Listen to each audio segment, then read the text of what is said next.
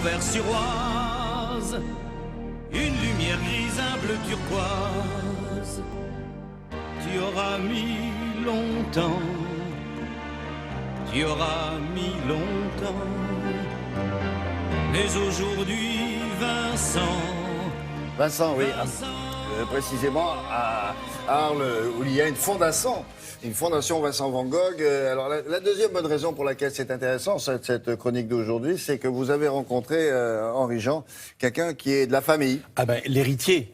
On le voit pas souvent, l'héritier Van Gogh qui est venu des Pays-Bas, qui est l'arrière-petit-neveu par le frère Théo, donc, de Vincent Van Gogh. Et il y a même une troisième raison encore plus magnifique, qui est que vous allez voir des Van Gogh, des tableaux que vous n'avez jamais vus. Ce sont les siens, perso? Non, parce qu'il y a un fonds de dotation, un fonds Van Gogh, si vous dire, qui est aux Pays-Bas.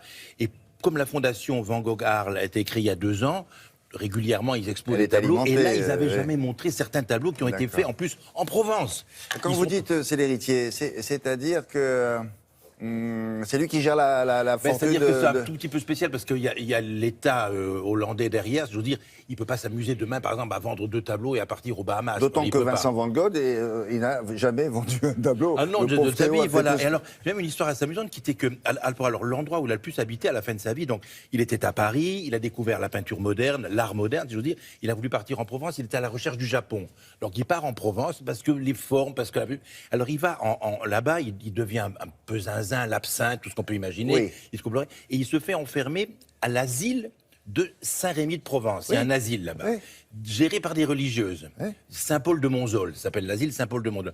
Et qu'est-ce qu'il fait là-bas pour s'amuser, pour se distraire, et puis pour faire plaisir aux religieuses? Il fait des tableaux. Les religieuses qui le prennent pour un 12 illuminé, pour un cinglé de première pression, si j'ose dire, accordent à ça une attention distraite, et elles se servent des toiles de Van Gogh pour calfeutrer les brèches et pour colmater les trous. Et elle les retrouve quelques années plus tard. Elle dit que combien ça vaut? 8 millions de dollars. Alors après la gloire donc s'est envolée assez vite, si j'ose dire.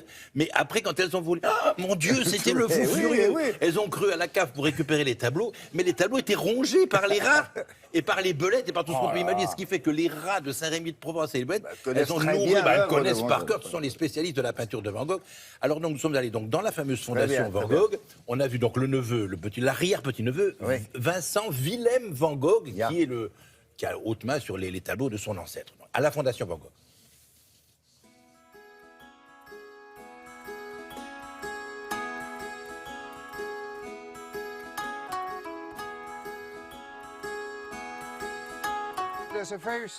Il y a un lien très fort entre Vincent Van Gogh et la Provence. Pour moi, la Provence, Arles et Saint-Rémy, surtout Arles, est capitale dans l'œuvre de Vincent.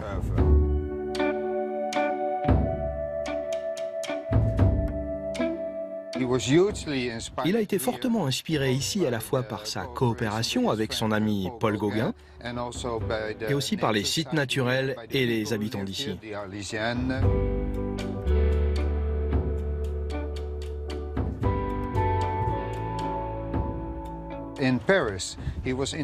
Il a été présenté à Paris aux impressionnistes, aux peintres de l'école de Barbizon, aux pointillistes, aux symbolistes, et il a été également très inspiré par l'art japonais et la calligraphie japonaise.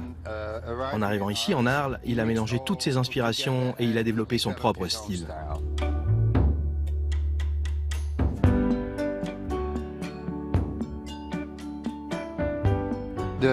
Ce qui est remarquable dans son œuvre, c'est qu'il a toujours peint les mêmes thématiques et les mêmes objets. Par exemple, vous trouverez des natures mortes de fruits qu'il a composées au début de sa carrière aux Pays-Bas. Et plus tard, vous trouverez les mêmes natures mortes, plus colorées, inspirées par l'art japonais.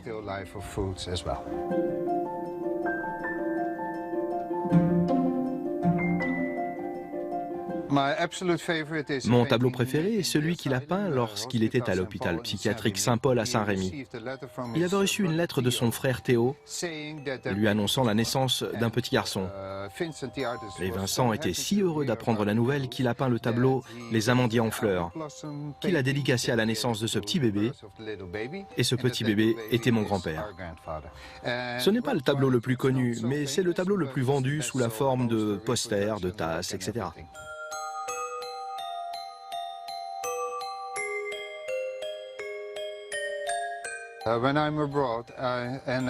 Lorsque je suis à l'étranger et que je vois dans une exposition les gens admiratifs devant les tableaux de Vincent van Gogh, en parler avec leurs amis, leur famille, c'est ce dont je suis le plus fier. Que ces tableaux plaisent aux gens à travers le monde entier, de toutes les classes. Et la raison est la suivante. Il a décrit précisément la vie quotidienne de chacun. Par exemple, il a peint le semeur, le faucheur, la moisson.